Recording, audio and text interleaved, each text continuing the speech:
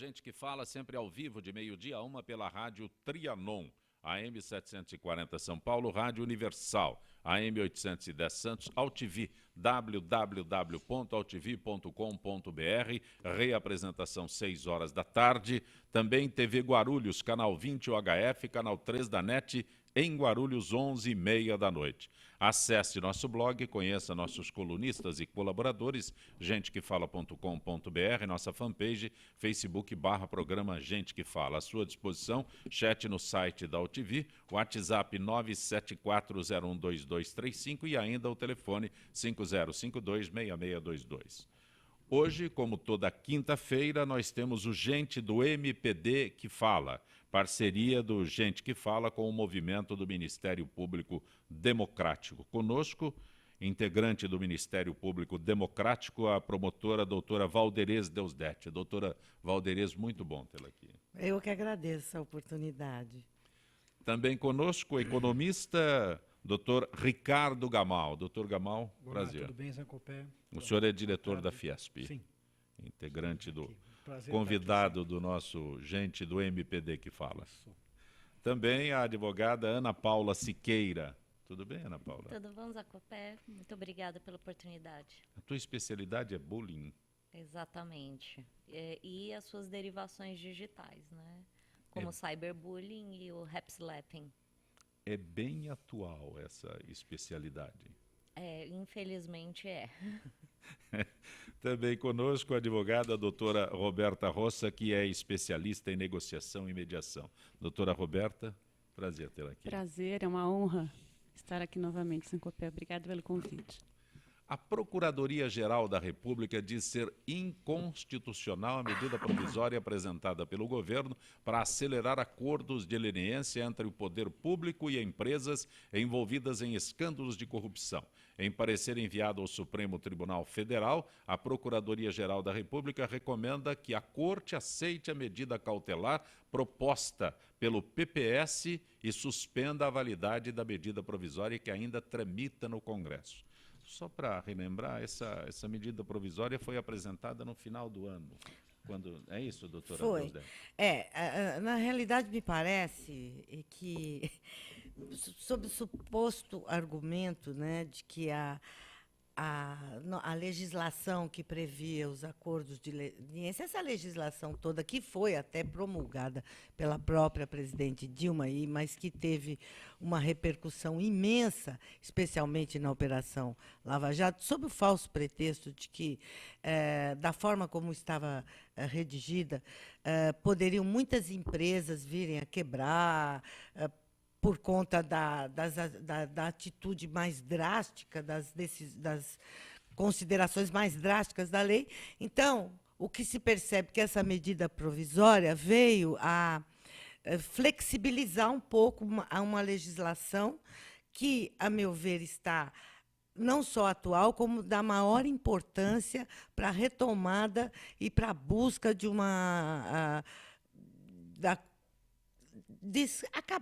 acabar não, mas ao menos de diminuir essa epidemia endêmica, não é nem epidemia, de corrupção que existe na história do Brasil, desde a sua exploração, desde a chegada da família real no Brasil. Eu poderia dizer que foi uma medida provisória para ajudar os amigos?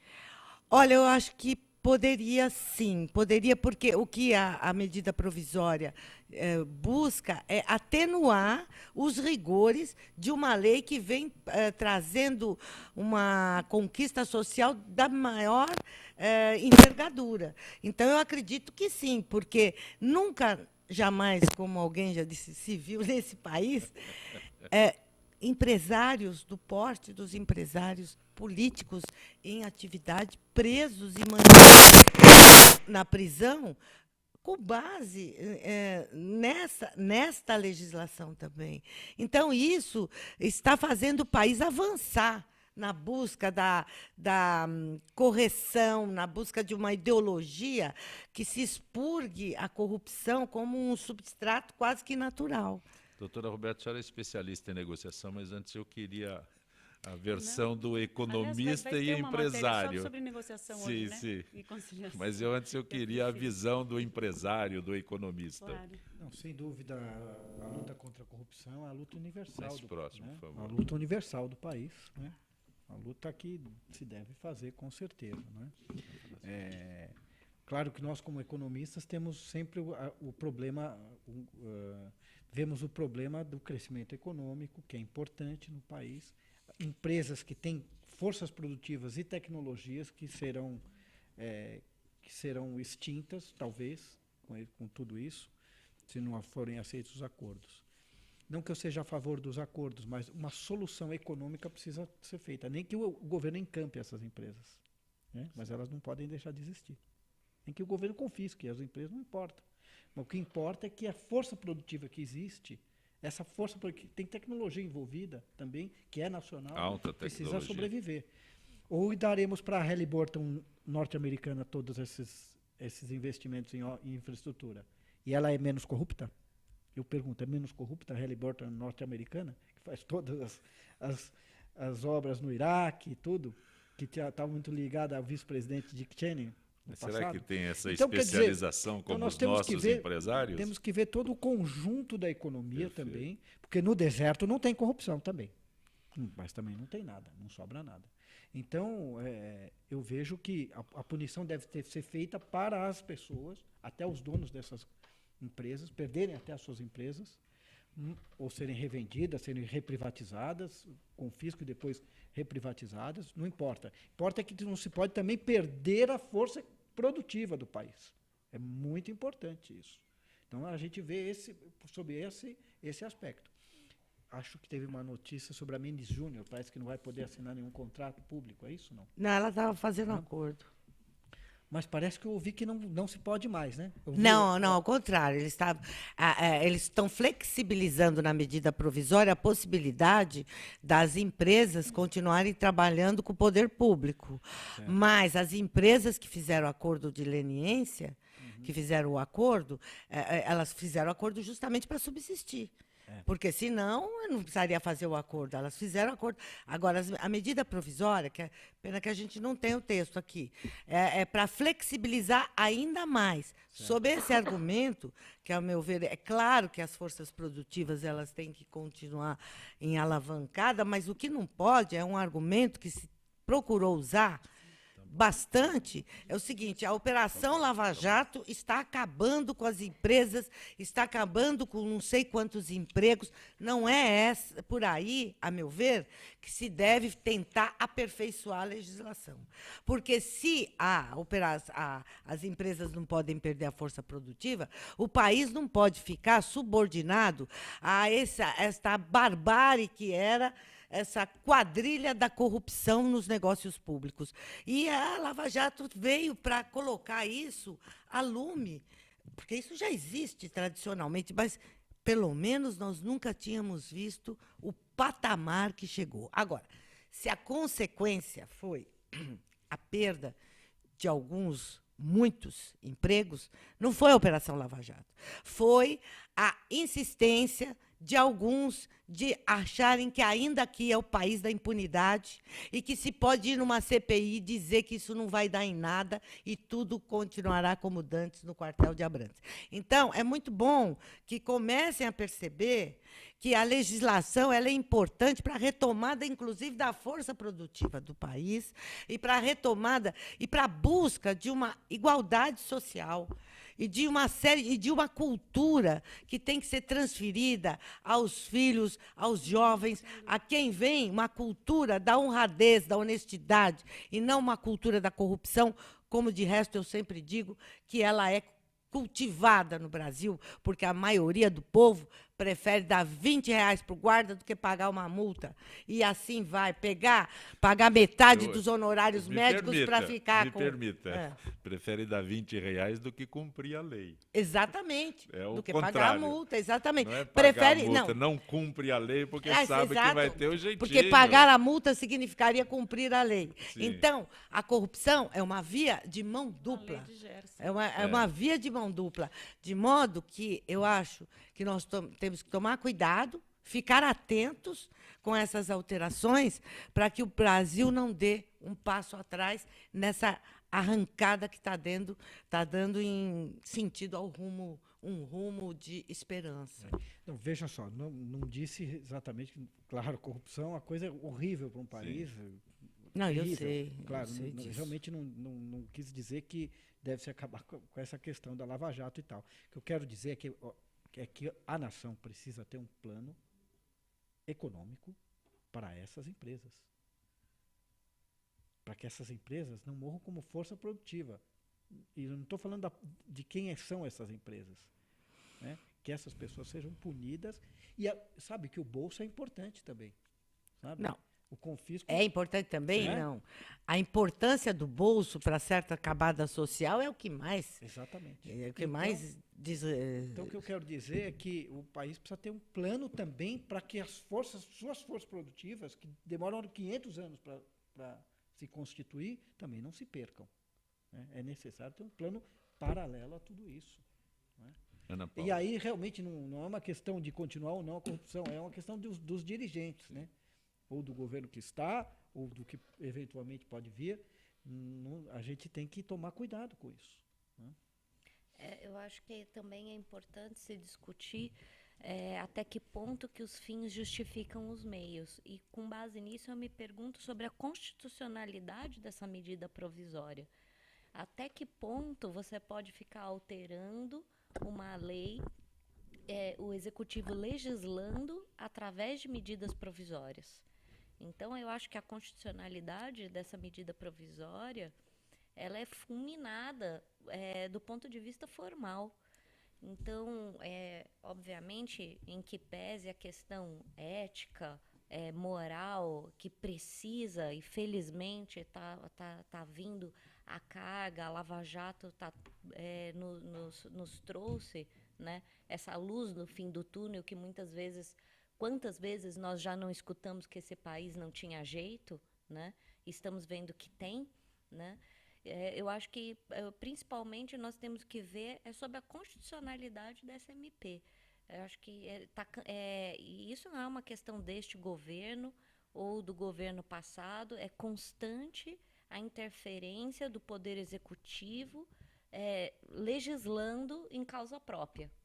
Então, eu acho que é importante que se veja se já tem uma disposição formal de como a lei deverá ser construída. Eu acho que não caberia a interferência do Executivo nisso. Retirar matéria jornalística de site de notícia censura, segundo o ministro Luiz Roberto Barroso, do Supremo Tribunal Federal. A corte começou a julgar o pedido de um consultor que buscava retirar notícia do site da Veja Rio, alegando ofensa à honra e à dignidade. A questão discutida é se é possível a censura de publicação de uma entrevista em decorrência de alegado caráter pejorativo da matéria. Por que num site, né? Então, o que é publicado, se é publicado, está nas revistas. Aqui é o site da revista, né? Mas se a revista traz, faz o que com a matéria? Até o Marco Civil da Internet, Sim. Ele teve uma preocupação muito grande, né, em evitar as questões de censura prévia, né? Mas acho que é importante que se analise a lei não do ponto de vista nua e crua, mas frente ao caso concreto. A lei só existe para ser aplicada ao caso concreto. Então, acho que é importante que o magistrado, quando intervém em um caso sobre que se está falando, né, da honra objetiva ou subjetiva, que ele analise qual que é a extensão e qual realmente foi a intenção dessa publicação jornalística. Obviamente, sem censurá-la, né? Então, sabemos que todos os comentários e observações podem ser feitos sem denegrir a honra de terceiros. Eu estou colocando essa discussão porque é interessante, né? Antes havia apenas a publicação, o papel estava lá, aí procurar a justiça para se questionar. Agora quer retirar, seria o rasgar a... Mas aí eu queria fazer uma observação a respeito Perfeito. da extensão do conceito de censura. Porque hoje em dia também tudo que alguém que reivindica um direito, se for com relação à publicação, à imprensa, é censura. A questão não é bem assim. Porque, muitas vezes, uma matéria publicada, ela é pejorativa, como diz aqui o roteiro, pejorativa, capaz de trazer consequências funestas, deletérias para a pessoa que foi o objeto da matéria. Escola de base. Agora, o que a gente não pode confundir é que, se a pessoa recorre ao judiciário, uma das consequências da sentença favorável ao autor é retirar a matéria, porque o que adianta ganhar uma indenização, digamos, até uma indenização milionária, e aquilo continua perpetuando. Então, isso não me parece que seja uma censura, porque as pessoas também têm que saber que a imprensa é livre no que diz respeito à censura prévia. A censura prévia, isso é um absurdo. Você não pode ter alguém que faça uma censura. Não, isso vai, isso não vai. Não, vai. Agora, vai arcar com as consequências do que escreveu. Porque os americanos são muito bons nisso. Porque aqui se fala tanto, porque lá que se fala é qualquer $1 milhão, qualquer coisinha que se fala. Aqui no Brasil, o Poder Judiciário é muito tímido para condenar empresas jornalísticas, empresas de rádio e televisão, muito tímido. Ainda está caminhando, parece que tem um temor.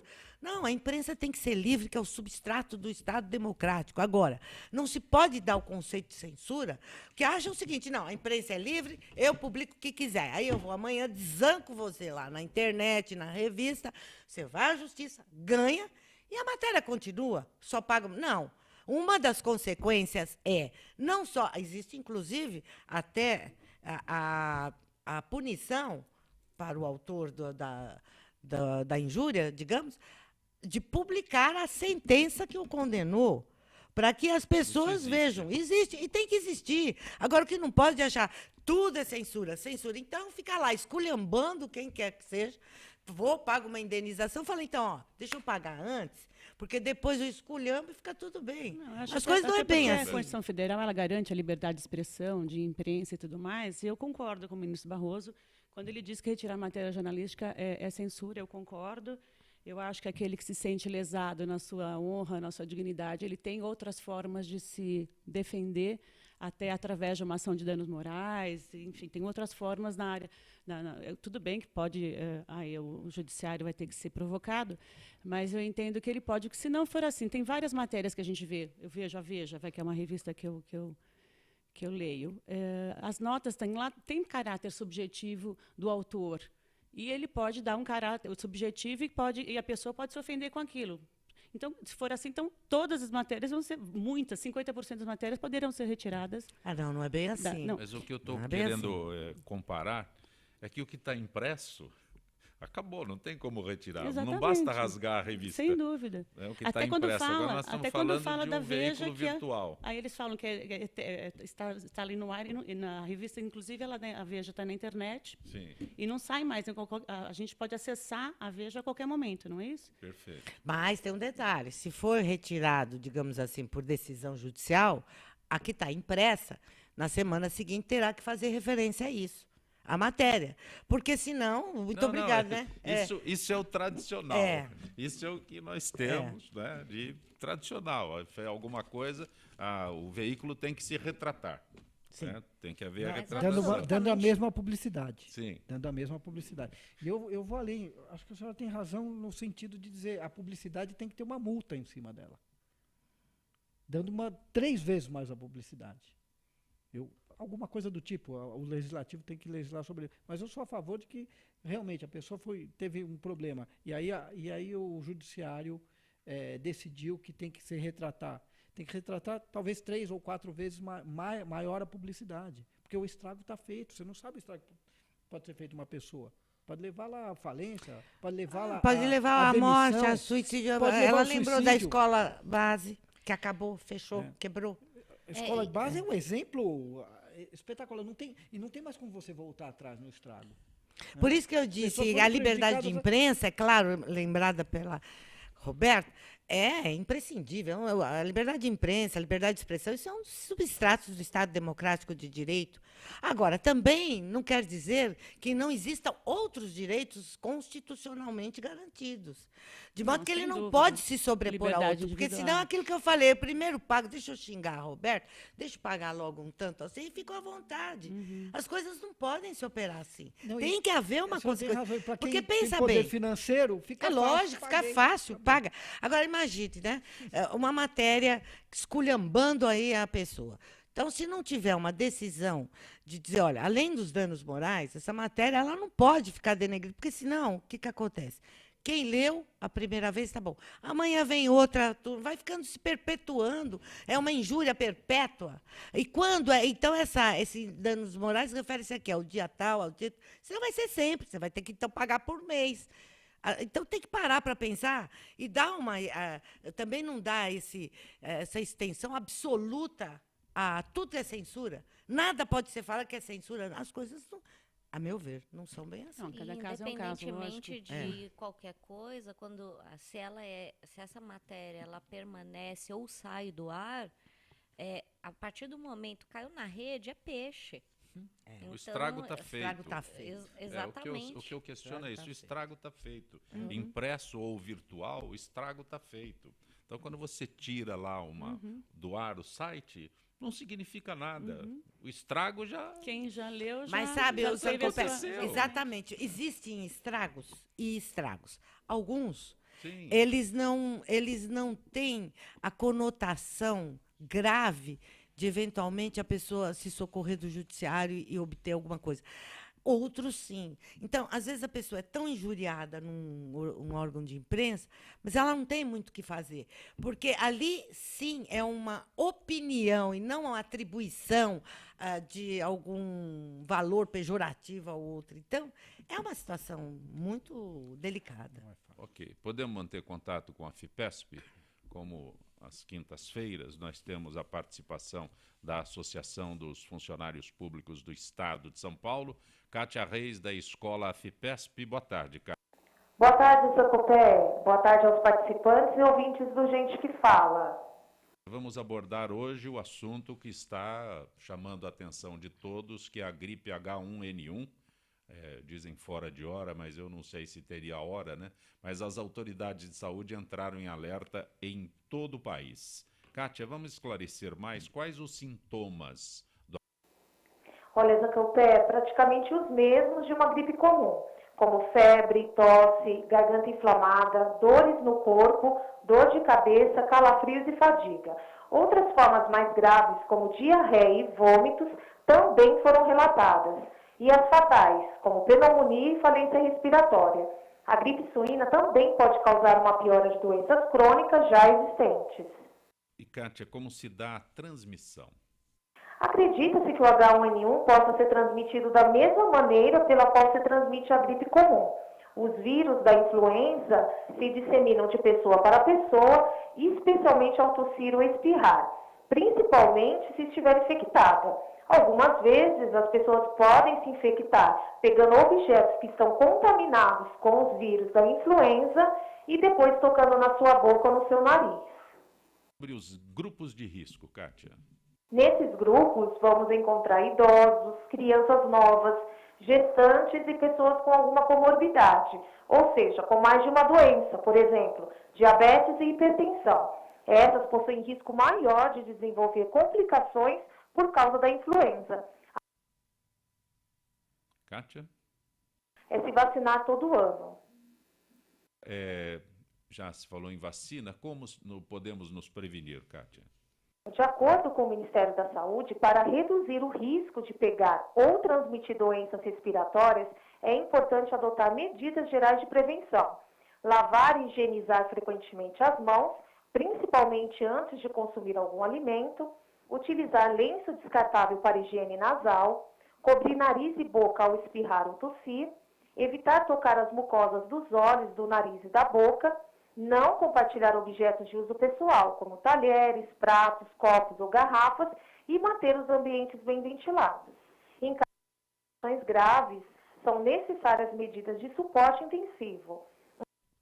riscos da influenza são as infecções bacterianas secundárias, principalmente as pneumonias. O Ministério da Saúde alerta que é fundamental procurar atendimento nas unidades de saúde para que haja identificação precoce de risco. Kátia Reis, agradeço tua gentileza com Gente que Fala. Uma boa tarde. Boa tarde a todos. Todas as terças e quintas, a nossa parceria com a Associação dos Funcionários Públicos do Estado de São Paulo, a FIPESP, trazendo esclarecimentos àqueles que acompanham o Gente que Fala. Retornaremos em instantes.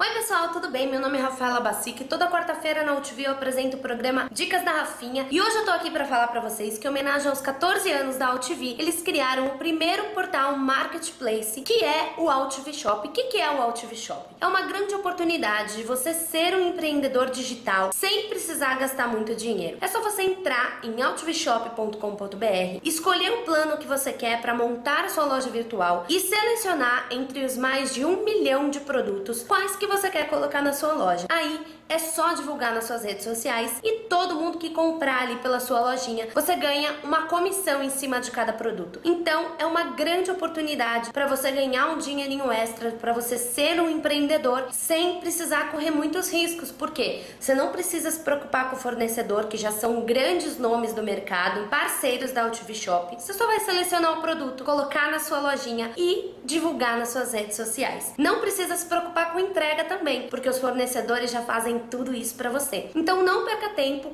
corre no site da UTV Shop e cria sua lojinha para você poder começar já a ganhar dinheiro agora. Não perde tempo, vai lá.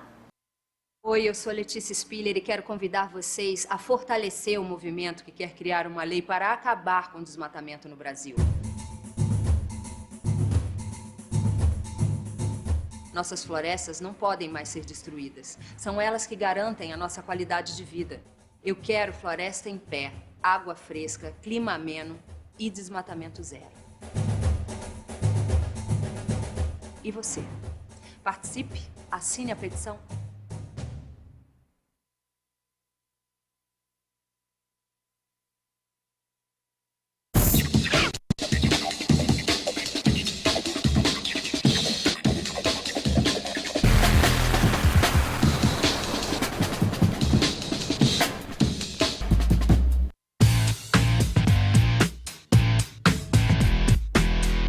Olá, eu sou César Freitas e convido você para assistir o HQ e Companhia, o programa que traz o mundo da cultura pop para você. Cinema, história em quadrinhos, animação, seriado, tudo isso para você aqui toda sexta-feira às 5 da tarde, na sua TV da internet.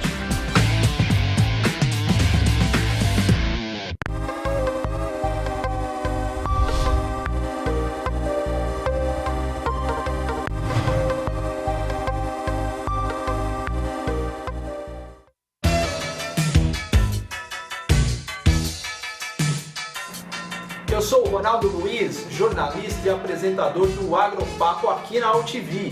E quero convidá-lo para você acompanhar o Talk Show do Agronegócio todas as terças e quintas, das 11 às 11h30 da manhã, aqui na TV da internet.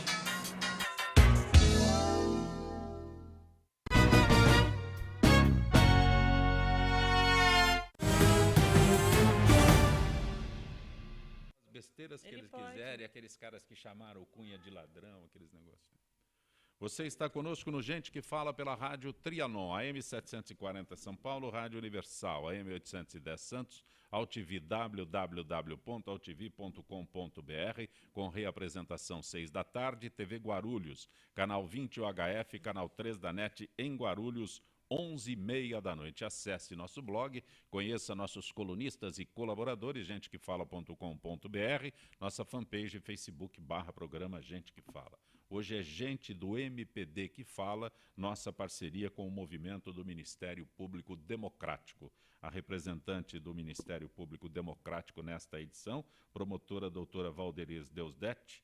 Também conosco a advogada Roberta Rossa, que é especialista em negociação, mediação, economista e diretor da Fiesp, Ricardo Gamal. A advogada Ana Paula Siqueira, que é especialista em bullying. Ana Paula, o bloqueio de serviços que sejam considerados ilegais e a possibilidade de se prender quem invadir perfis de redes sociais estão entre as 8 propostas da lei feitas no relatório final da CPI de crimes cibernéticos. Entre as sugestões, também a criação de um código de boas práticas para empresas envolvidas com publicidade digital. Com ele, seria possível evitar anúncios em plataformas digitais que promovam conteúdo ilícito ou a prática de condutas ilegais. Até era para ser concluída no dia 27. Eu não estou excluindo os outros integrantes da mesa, eu fiz direto para ela, mas por favor, por favor. Era até para o relatório estar concluído no dia 27, pediram prorrogação agora, né, para o dia 3, mesmo porque o tema ele é muito controvertido e, obviamente, que vai afetar grandes corporações internacionais desse mercado. E o grande embate sobre essa questão principalmente se fala sobre a retirada do ar desses provedores, né? Se o juiz teria o poder de tirar o provedor do ar ou não, ou como ficaria em relação aos atos ilícitos. Então, isso foi extremamente debatido, né?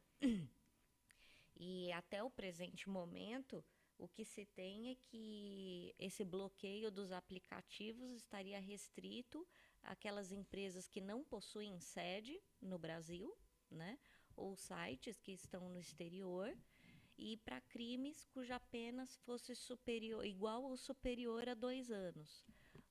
O que, obviamente, não é uma solução viável, porque muitas vezes, principalmente quando se tratam de crianças e adolescentes, às vezes se ofendendo ou colocando ainda conteúdos pornográficos dentro de aplicativos de celulares, o que se necessita é uma intervenção imediata para que esse provedor tire imediatamente o conteúdo desse aplicativo. E o que hoje se fala, que são as grandes discussões judiciais, que eu acho que até beiram a teratologia, quando você entra discutindo com o Facebook, né? Ele diz que ele não é dono do WhatsApp judicialmente. Então, ou seja, você teve uma negociação de 22 bilhões de dólares, e ele fala para a justiça brasileira que não, eu não sou dono do WhatsApp, eu não tenho nada a ver com isso. Então, assim, eu acho que até um atentado, né, à inteligência do magistrado e do Ministério Público, que está lá à parte, né, que está lá vendo aqueles absurdos, fala que não tem absolutamente, que não guarda nenhuma mensagem. Ora, todos aqui conhecem o aplicativo WhatsApp. Agora, quando a gente troca mensagem, está lá escrito, né, do conteúdo criptografado. Criptografado. Vocês viram isso? Então, como é que você criptografa? Você precisa pegar esse arquivo. Aí você embaralha e aí você manda ele para o outro lugar. Então, quer dizer, em algum momento isso passou, né, dentro da sua plataforma, você transformou, criptografou e mandou ele adiante. Mas eu não sou o dono. Não, eu não sou o dono e não sei de nada que passou por aqui. Não sei de nada. Não sei de nada, né? Não vi nada, não armazeno nada. Eu sou uma empresa de 22 bilhões de dólares que não tem backup. Eu sou uma empresa de 22 bilhões de dólares sem backup, né? Eu acho isso impressionante. Antigamente dizia um amigo contou, agora eu não sei de nada. Doutor Gamal, há instantes no Gente que Fala, o senhor fez referência a Mendes Júnior. Ela foi considerada inidônea para participar de licitações dentro do... É uma notícia que pode ser judicialmente importante e positiva, mas economicamente também é preocupante, né? É preciso ter talvez um plano B para essas empresas, né? Como é que vai alavancar investimento agora, né? Suas produtivas se perdem. Perfeito. Doutora Roberta Rossa, o Código de Processo Civil aposta muito na conciliação-mediação como instrumento de... Eu preciso de um recurso fantástico aqui. como instrumento de catalisação da prestação jurisdicional. É certo, entretanto, que a grande vedete da temática da autocomposição é a previsão de uma audiência inaugural de conciliação/mediação nos processos seguintes dos ritos comum e especial das ações de família.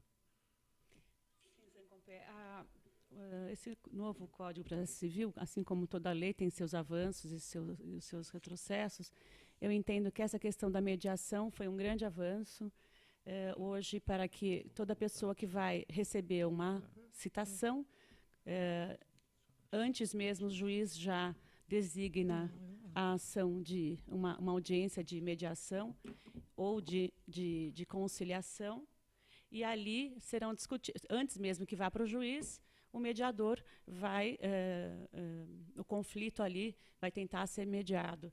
É um avanço, sim, porque, por exemplo, hoje são 150 sejusques em todo o Estado. Ainda é pouco. Esses sejusques são Centros Judiciários de Solução de Conflitos e Cidadania, eles servem justamente para isso. São mediadores que são capacitados para mediar, porque existem técnicas, etapas e tudo, que até o próprio juiz não os tem, porque ele está acostumado com a conciliação, ele está acostumado, obviamente, antes de qualquer início de audiência, a conciliação, mas não tem as técnicas e etapas que hoje tem para um capacitador, né? Então, é muito importante o diálogo. Eu acho que até foi um avanço, porque eu acho que essa lei também não veio só para desafogar o judiciário, na medida em que o juiz ele passa a se preocupar na instrução, na sentença, não só para isso, não só para desafogar. Eu acho que ele tem também a questão da disseminação da cultura da paz. Nós falamos tanto em cultura, né? Eu acho que a cultura da paz, a cultura do ganha-ganha, que nós estamos acostumados desde pequenos, sempre o ganha-perde. Sempre quando alguém ganhar, o outro vai estar perdendo.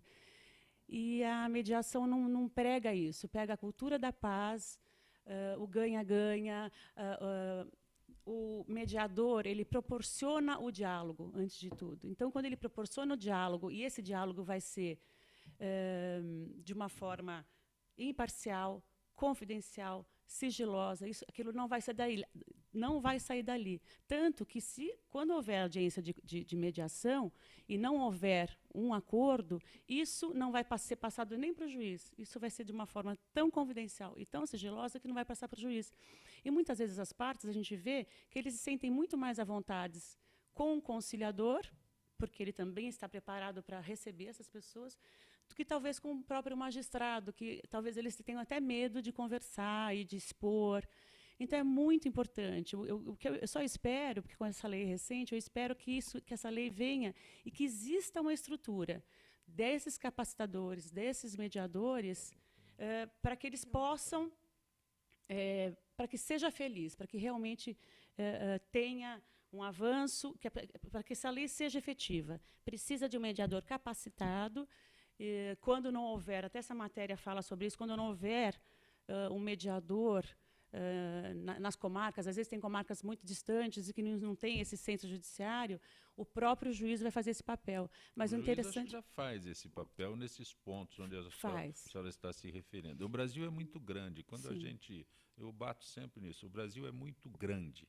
É difícil imaginar uma situação de São Paulo fora de São Paulo. Então, quando a senhora cita outros pontos, nesses rincões por aí, é o juiz que faz esse papel. Sem dúvida, é ele que faz. Mas tem uma questão de que quem faz, por exemplo, isso precisa, isso com o tempo será resolvido. Mas, por exemplo, se eu atuo numa comarca, se eu sou mediadora nessa comarca, eu não posso atuar como advogada. Sim. Então, precisa ver de que forma vai ser resolvido isso. E até agora não houve, me parece que existe um projeto de lei para remunerar, né, os mediadores, mas isso ainda não foi aprovado. Só uma pergunta. Não foi aprovado ainda o mediador tem que ser necessariamente um advogado? Não necessariamente um advogado. Não necessariamente. Eu acredito que a composição extrajudicial, principalmente nos casos cíveis, é que o caso criminal, obviamente, só vai valer para os crimes de pequeno potencial ofensivo e, obviamente, com a intervenção do Ministério Público. Mas eu acredito tanto na composição extrajudicial, quando nós trabalhamos no caso de bullying, que no ano passado, dos 201 casos que tivemos, apenas 2 foram para o judiciário. Que maravilha. Conseguimos, é o que eu falo, pelo menos o nosso escritório tirou 198 casos da justiça comum. Então, E o objetivo é esse mesmo, olha que maravilha. Isso facilita. E hoje, quando você tem, quando se trata do bullying escolar, se você traz, depois de apurados e verificados, vítima, agressão e a posição da instituição de ensino, quando você traz todos para essa mesa, você traz paz social. Porque Sem o dúvida. intuito da lei, o único objetivo É a da paz lei social, sem é dúvida. trazer a pacificação social, né? E quando tudo isso vai para o judiciário, não tem como a situação não ficar beligerante, né? Sem dúvida. Então, porque obviamente o advogado de cada parte ele tem e necessariamente é parcial. Então, e quanto mais complexo é o tema, quanto pior é a agressão nos casos de bullying, eu acredito que a composição extrajudicial na parte civil traz tranquilidade, né? Porque não adianta, quem não está acostumado, com o fórum tem uma tensão, né? Você tem a tensão da espera, a tensão da audiência, a tensão de... É um ambiente Principalmente tenso. na área de família também, né? A área de família é tenso. Exatamente. É muito Doutora importante. Valderez, quem vê Joana Maranhão brilhar nas piscinas não sabe de seu trauma por ter sofrido abuso sexual de parte do seu treinador aos 9 anos. Joana criou a ONG Infância Livre, que auxilia crianças vítimas de violência sexual. Porém, mais do que punir os abusadores, a nadadora defende uma ação efetiva no combate a esse crime. E a ação que ela propõe é a educação sexual. Eu acho que uma coisa não exclui a outra, né? A educação sexual é importante, especialmente introduzida nos currículos escolares, né, mas não exclui a punição paralela dos autores de abuso sexual contra a criança. Por que eu falo os autores? Porque, aí a educação sexual vai ajudar. As pessoas, nem todo mundo que abusa sexualmente de uma criança é pedófilo. Pedofilia, não existe o pedófilo. Pedofilia é uma doença. É uma doença que ataca determinadas pessoas, mas outras que abusam de criança não necessariamente padecem da doença pedofilia. Então, existem várias razões psicológicas, inclusive, que levam um homem... Eu, na minha carreira, posso assegurar, sem medo de errar, que a maioria, a expressiva, a imensa quantidade, a maioria, enfim, dos abusadores de criança são os pais e os padrastos, seguidos por avós, tios, mas os primeiros... E o abuso sexual de criança, quase... a maioria também muito expressiva, é dentro de casa. Quando se fala em abuso sexual de criança. Ora, nem todos os abusadores, os pais, os padrastos, os avós, irmãos, são pedófilos. Ao contrário, o autor de crime sexual, não raras vezes, é pessoa que tem um comportamento, uma moral social da comunidade. E, na maioria das vezes, só pratica este tipo de crime. De modo que alguns são por doença, outros são por questão cultural do exercício do poder, de ter aquela criança é minha, eu sou dona daquela menina. Em geral, a maioria também dos abusos... Esse é o conceito lamentável. O pai acha que é dono do dono filho. da criança, então eu posso fazer isso. Aliás, a gente vê até a distinção do abuso sexual, onde não há penetração, como se falasse assim, a penetração é proibido, mas o resto pode. Quer dizer, é um horror. Então, o que é importante a gente saber é que nem todo abusador sexual de criança é pedófilo. A pedofilia é uma doença e precisa ser tratada. Aliás, existem pedófilos, eu tenho... Sobre essa diferença, olha que interessante. Nunca pensei Existe nessa a diferença, existe. Achei que Existe, cometeu por é exemplo. pedófilo. Não, existe abusador de criança e de adulto. Quer dizer, abusa sexualmente porque tem algum desvio de ordem emocional, afetiva, qualquer coisa assim, que abusa da criança. Agora, a pedofilia é uma doença que se destina particularmente para o interesse sexual exclusivamente por criança. De modo que existe hierarquia de idade, hierarquia de volúpia, enfim. Então, tem uma diferença. E quem fica mais bravo que a gente são os médicos psiquiatras que se dedicam ao estudo e ao tratamento da pedofilia como doença e das pessoas que são atacadas por esse mal, que não se confundem com o abusador sexual de criança. Olha, OAB Rio de Janeiro protocola pedido de cassação de Bolsonaro. Eu preciso continuar a ler a notícia? Acho que isso só não é unanimidade, porque ele deve ser contra ele mesmo, né? A cassação dele mesmo. Porque isso é uma barbaridade. Fazer apologia de um torturador no Congresso Nacional, em pleno Estado Democrático de Direito, que goste ou não goste da presidente Dilma, mas falar, ainda fazer menção à tortura que ela sofreu, não tem qualificação, não tem qualificação. Ele tinha que perder o mandato sumariamente, porque é inaceitável, há certas condutas que são inaceitáveis. Crime contra a humanidade. A apologia ao crime contra a humanidade, neste caso. Covardia. Olha, não tem coisa pior para usar as expressões possíveis de serem ouvidas numa emissora. Doutora Roberta. Nada obstante a defesa dele, a assessoria dele tenha falado que não foi considerado crime porque não houve uma sentença condenatória contra antes do julgado,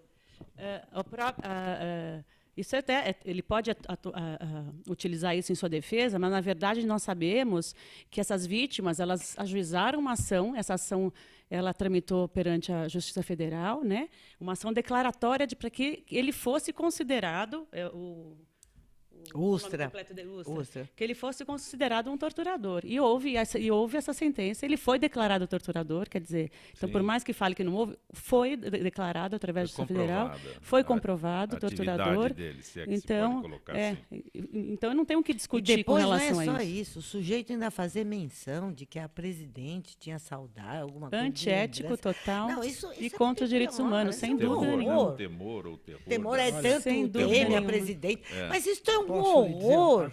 É um nojo isso. É um nojo que eu ouvi desse Bolsonaro. De verdade, um nojo. Olha, eu fiquei escandalizada. Você sabe que o pai, quem iniciou, foi o presidente da OAB do Rio de Janeiro. O pai dele é um desaparecido político. O pai, do presidente da OAB do Rio de Janeiro é um desaparecido político. Então, quer dizer, ele teve motivos para tão rápido acontecer se ele entrasse com esse pedido. Mas é claro. A liberdade de cassação. De expressão, né? E do parlamentar, ela tem que estar ligado justamente à dignidade.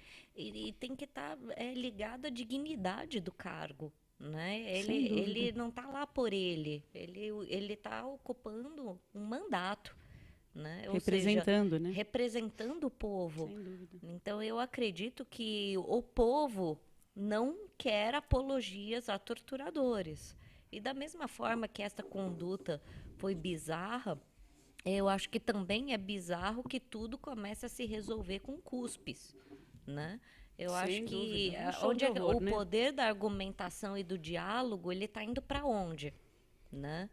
Então, eu acho que a urbanidade do tratamento e principalmente o respeito com a população que elegeu que essas pessoas, e até aqui, obviamente, ainda quem não tenha votado vai ter que se subordinar a isso, a população precisa saber que está sendo representada por pessoas com um mínimo de dignidade. Né? Mas olha, Ana, o cuspe é realmente deplorável, desrespeitoso, enfim. Mas não dá para comparar com a barbárie, com a sucessão de barbárie. Não é porque comparação. Não justifica, mas explica. Explica. Porque Então, não se foi um justifica horror mais aquela conduta, que vergonha. Agora, o que o Bolsonaro fez é crime de lesa pátria, né? É um horror. Não dá para.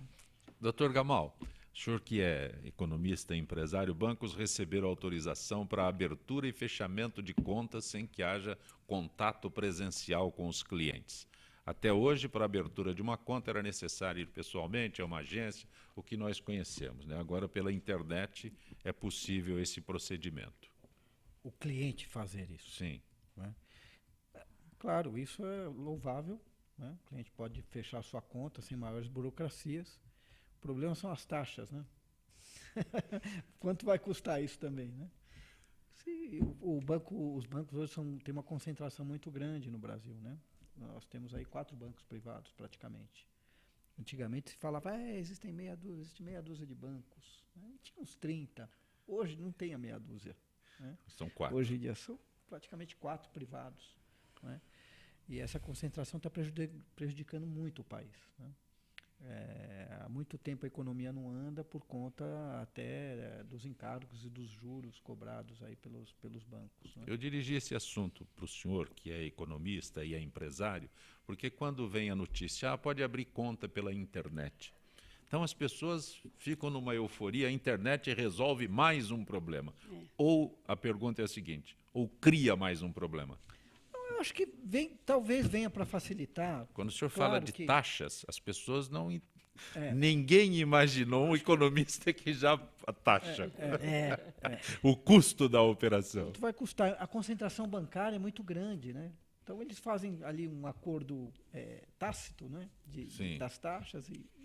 Como as empreiteiras também faziam nas licitações.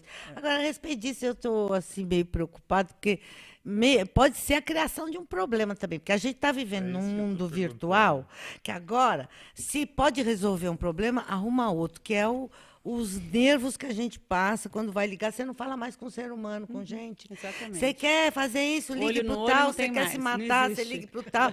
Então, aí você quer falar com uma pessoa, fala, por favor, você não consegue mais. Agora, quando colocar, já os Não bancos tem não mais deixam mais a volta. gente fazer abertura de Os conta bancos- lá. os E só bancos- vai ser pela internet. Os bancos já querem eliminar o cheque. Então, já querem eliminar já eliminaram os caixas. Para muitos pagamentos. Sim. O presencial. Exatamente. Então, já dirigem Por conta da você isonomia, direto, né? já dirigem você direto para um caixa eletrônico. Que aí, Pois é. doutor Aí conversa- Valderez não conversa com ninguém. Não, você não fala com o E o ser pior é que o humano. caixa Nem com o gerente fala. mais. Fala aí e Você não repete fala sempre mais- aquela não mesma fala coisa. mais com o Sim, gerente. sim. Não fala então. Não tem E o mais. gerente não manda nada, né? É uma coisa louca, né? Sim. Só a O camarada máquina. vai Agora a pedir um máquina crédito, vai manda. pedir alguma coisa. Um momentinho, deixa eu ver o sistema. Não, Mas me parece que essa iniciativa também foi motivada para evitar fraudes Terrível. também, né? Me Sim. parece que é aí, evitar fraudes que no mundo virtual seria menos perigoso, sei lá, seria menos, ou mais efetivo. Nós estamos chegando ao final desta edição de Gente que Fala. Doutora Roberta Rosso, é sempre bom tê-la aqui no nosso Muito obrigada. Gente que Fala. Doutor Gamal, um muito prazer estar privilégio. aqui. Ana Paula Siqueira. É um prazer retornar a casa. E nossa parceria todas as quintas-feiras, gente do MPD que Fala, é possível graças ao movimento do Ministério Público Democrático, e hoje temos a doutora Valderez Deusdete conosco aqui. Eu que agradeço mais uma vez, agradeço especialmente a você, Zancopel, o artífice de produzir uma reunião que debata assuntos tão importantes e tão atuais, e é isso mesmo que o Ministério Público Democrático busca, a aproximação das instituições democráticas da população. Muito obrigada. Gente que Fala tem a direção-geral do jornalista Fausto Camunha, diretora de produção Zenilda Salvato, redação Pedro Esquiavon, produção cultural Ricardo Godoy. Na rádio Trianon, Benebene, Cléo Rodrigues, Neildo Neres, Ricardo Valim, na direção da TV Guarulhos, Fernando Mauro, na direção da UTV Alberto Luquete, na técnica James Eduardo, Marcelo Fontan, Sérgio Oliveira e Iago Matsumoto. Estaremos de volta amanhã, meio-dia. Gratos, até lá.